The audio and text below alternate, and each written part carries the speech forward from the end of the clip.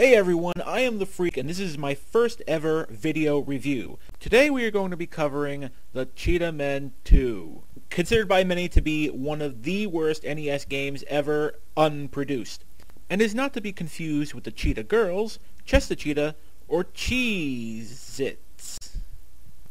Now, a little bit of backstory, if one could even consider it that.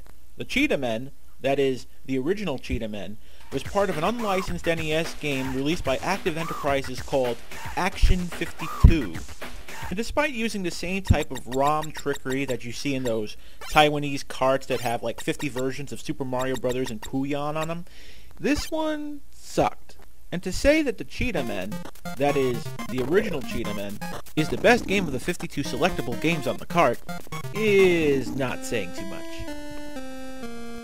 So perhaps there is no better way to begin this review proper than to stare at the rather boring looking title screen and to listen to the happy-go-lucky music that is playing over the intro sequence.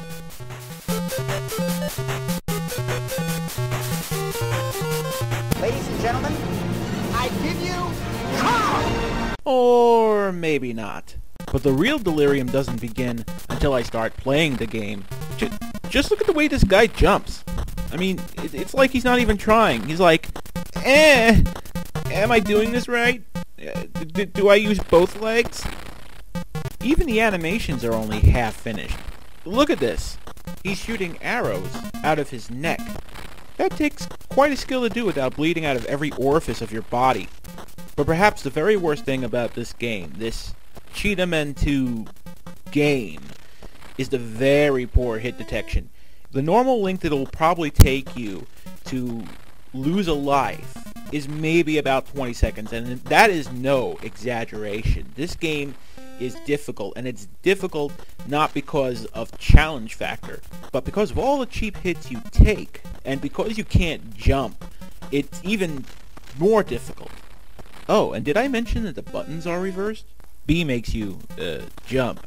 I know this might not bother some people, but Mario made A-button jumping a staple for good control since day one. Everyone should follow it. And he can't duck either. Only Mega Man is not allowed to duck. And it's a shame that I can't show more than what you're seeing here, because if what I heard was right, this game was never really complete in the first place. The game locks up on an actual cartridge after level 4, and when accessed through an emulator, the levels just repeat. I'm just surprised anyone ever made it to level 2. And if there's anything positive that I can say about Cheetahmen 2, is that it makes really sucky games appear that much better. I mean, I'm probably the only person in the world who thinks that E.T. has gotten a really bad rap. But compare that to the atrocity that is the Cheetahmen 2, and I'm ready to head to El Paso with a shovel. 1,500 copies of crushed and buried E.T. cartridges is better than this crap. And I'll play every one of them if it means never touching this thing again.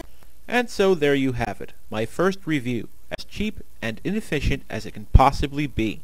I would suggest steering very clear of this monster, and suggest playing it only if you're looking for some sort of sadistic spiritual enlightenment.